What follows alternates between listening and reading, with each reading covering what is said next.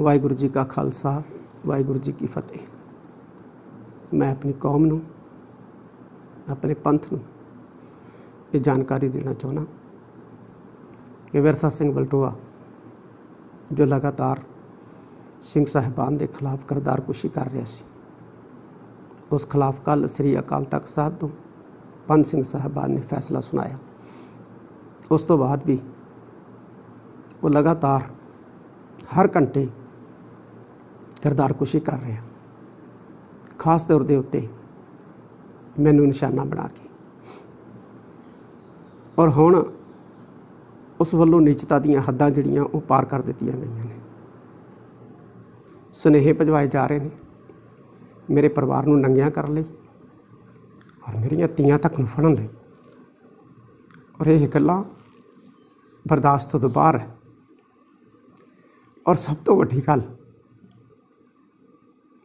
कि उहदी पुश्त बनाई श्रोमणी अकाली दल का सोशल मीडिया विंग कर रहा, और श्रोमणी अकाली दल के वो लीडर जिन्होंने टोनी ढोनी कहा जाता है, जिन्होंने पंथक परंपरावां मर्यादावां का उक्का ज्ञान नहीं है, वो पुश्त बनाई कर रहे हैं। विरसे बलटोए तो कोई असी डरन वाले नहीं है, पर श्रोमणी अकाली दल के थर्ड क्लास के नेतावां का और सोशल मीडिया विंग वालों वो पुश्त पनाई करना ये मन नूं बहुत दुखी करता है। मेरी संस्था श्रोमणी गुरुद्वारा प्रबंधक कमेटी वो भी इस मामले च खामोश है, और इहो जी पोजीशन दे विच असी खास तौर पर मैं तख्त साहब की सेवा नहीं कर सकती, क्योंकि जिथे मैं जथेदार हाँ उत्थे धीआं दा प्यो भी हाँ। इसलिए मैं पर श्रोमणी गुरुद्वारा प्रबंधक कमेटी के प्रधान नूं अपना अस्तीफा भेज रहा और उन्होंने कह रहा कि मेरा अस्तीफा प्रवान किया जाए।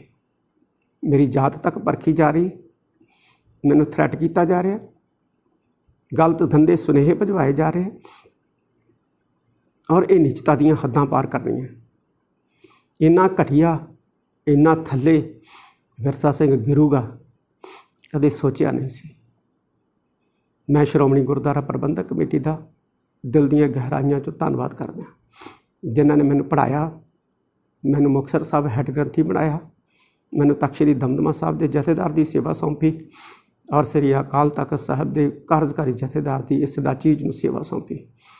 सिख संप्रदावां जथेबंदियां धार्मिक सभा सोसाइटियां ने मेरे सिर ते पग रखी, और मैं उन्होंने ये माण दे नाल कहना कि तुहाडी रखी पग नूं मैं बेदाग अपने घर लैके जा रहा, इनू दाग नहीं लगन दिता। जदों मेरे ते बीजेपी ते RSS के दल्ले वर्गे इल्जाम लाउण दा जिहड़ा नापाक कोशिश वो असफल रही, तो हुण वो घटिया दर्जे दीयां हरकतां जिहड़ियां वो कर रहा। बस मैं अपनी कौम नूं जानकारी देनी सी, और मैं अपनी कौम तो माफ़ी मंगदा। इस सेवा दौरान जे किते मेथों कोई गलती हुई होगी, मेथों को किसी प्रति माड़ा लफ्ज़ बोलिया होवे, मैं क्षमा दा चाचक हाँ।